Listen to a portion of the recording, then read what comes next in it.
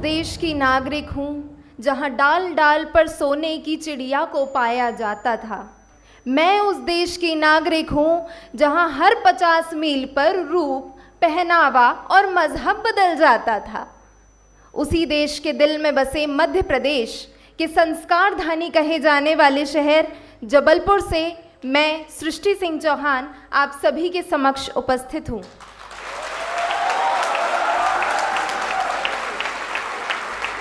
Good afternoon to the respected dignitaries, all the chartered accountants and my fellow colleagues. Today I am here to present the topic AS9, that is revenue recognition, in front of you all. Before proceeding, I would like to tell you that at the end of my presentation there is a surprise waiting for you all, so you'll have to very carefully listen to it, okay? Let's begin. So revenue, as we all know, that it is the most important part for every business. Almost all the activities that are performed by the business are towards the generation or to boost up the revenue. But sometimes it may lead to the creation of confusion as to whether this revenue should be recognized or it should not be recognized. And if it is to be recognized, then how? Means what is that amount that should be booked in the books of accounts?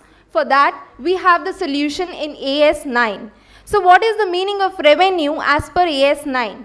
So AS9 says that revenue is the gross inflow of cash, receivables and other considerations which is generated in the ordinary course of business activities.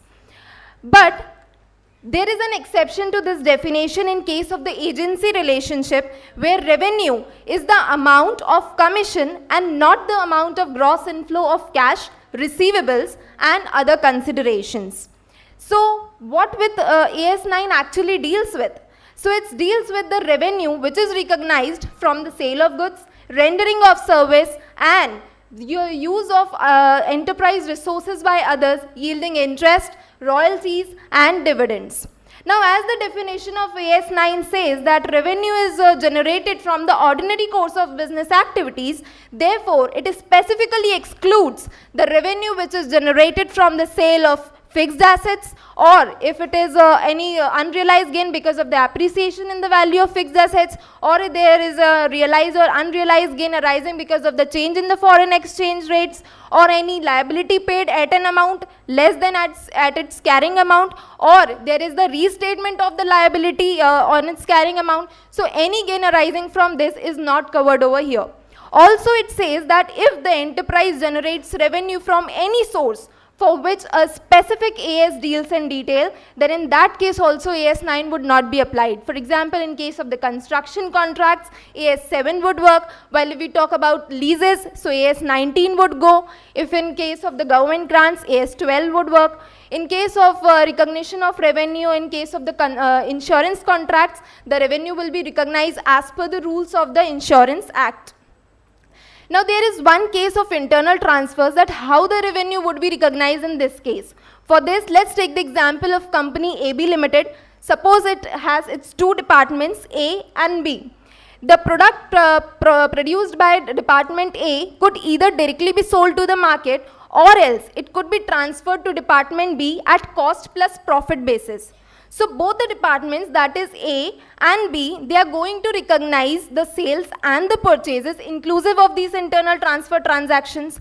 However, at the time of the preparation of the finalization of the books of accounts of AB Limited, at that time these transactions of internal transfers have to be eliminated, because these do not generate revenue. As the definition of revenue says that it is generated in the ordinary course of business by the enterprise, and this is something which is within the enterprise, so this won't work over here. Also, there is no consideration involved and there is no transfer of risk and the rewards of ownership if we see both the departments as a part of a common organization, that is company AB Limited. Now coming towards our first part, that is how the revenue is going to be recognized if there is sale of goods.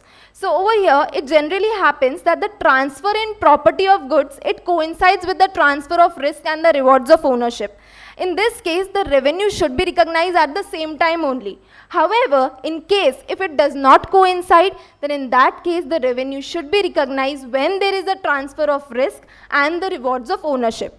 Another case could be where the performance may be substantially completed, prior to the execution of the work or transaction which generates the revenue. For example, if the sale is not made, but it is assured that it would be made because there is some forward contract, or maybe there is some government guarantee, or maybe because the market exists and there is negligible risk of failure to sell. So in this case, the revenue is sometimes recognized in the profit and loss account.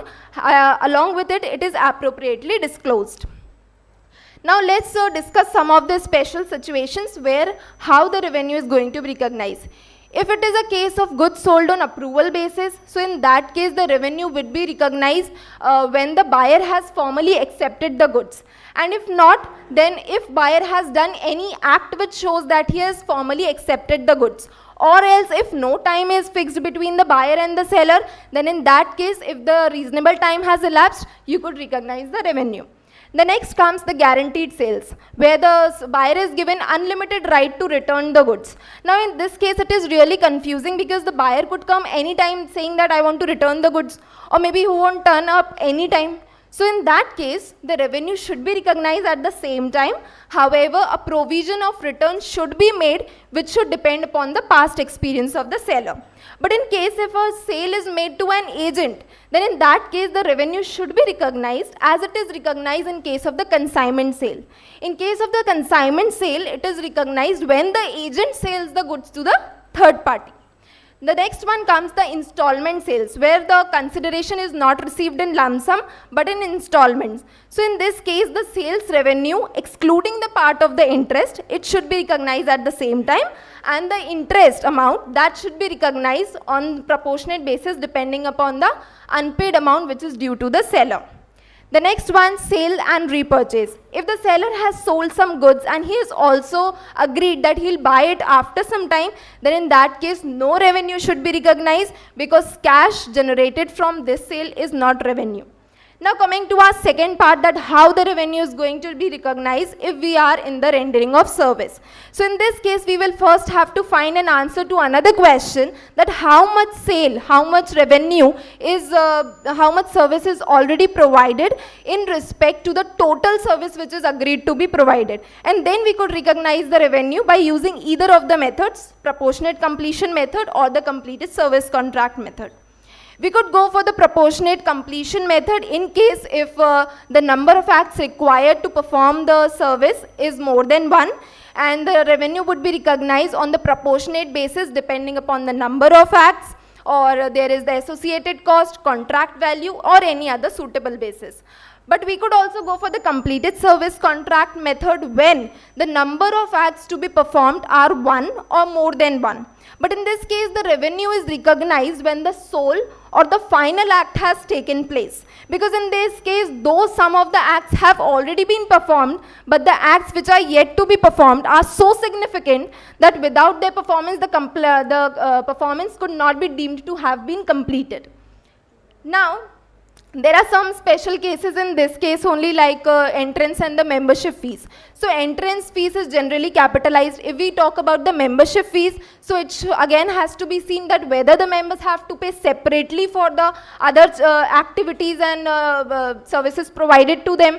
Then in that case, if yes, then membership fees should be recognized at the same time. However, if they don't have to pay anything extra for that, then in that case it should be recognized on a proportionate basis, on some systematic and reasonable basis actually, which should define the nature and the timing of all the services. Like if there is an advertisement agency, so in that case the revenue should be recognized from the media commission when the related advertisement appears before the public, as well as the agent receives an intimation as well. If we talk about the admission fees, then in that case, if it is related to a single event, it should be recognized at the same time only. However, if it is related to multiple number of events, then it should be recognized and allotted to all the events on some systematic and rational basis. If the enterprise generates revenue from any source which is used by others, means others use our resources and you generate revenue, it could be either interest, royalty or dividend. Interest could be generated when the others use our cash resources, or else some amount is due to the enterprise. Then in that case the revenue would be recognized on two bases. First, the amount outstanding, and second, the rate of interest. In case if there is discount or premium on the debt services, then the revenue should be recognized as if it accrue over the specific period till the date of maturity. If I talk about royalty, which is generated when the others use our intangible assets, so here the revenue should be recognized as per the terms of the relevant agreement. If I talk about dividends, so it should not be recognized until the right to receive the payment is being established. Now, how the disclosure would be made? So, disclosure should be made in this manner. The gross turnover less the indirect taxes gives us the net turnover. But over here, we need to note that the indirect tax deducted, it should belong to the whole year except the amount which is related to the difference of the stock. That is closing stock minus the opening stock, because this is disclosed separately in the profit and loss account, explaining the nature of the two items. In conclusion, we could just say that revenue should be recognized until and unless there is no significant uncertainty regarding its measurability as well as its collectability. If the revenue is recognized which is not as per AS 9, then a separate disclosure has to be made of such deviation, the reason of such deviation, along with it, its financial effects, if any, in the company. Now, as I told you that at the end there will be a surprise for you all. So here the surprise. You need to answer as loud as you can. Okay? You will be answering, no? Okay, let's see. So what is the gross inflow of cash, receivables and other considerations? Right? Who takes the revenue as the amount of commission and not the amount? Okay, you're not allowing me to read the whole question. Fine. In case of listen.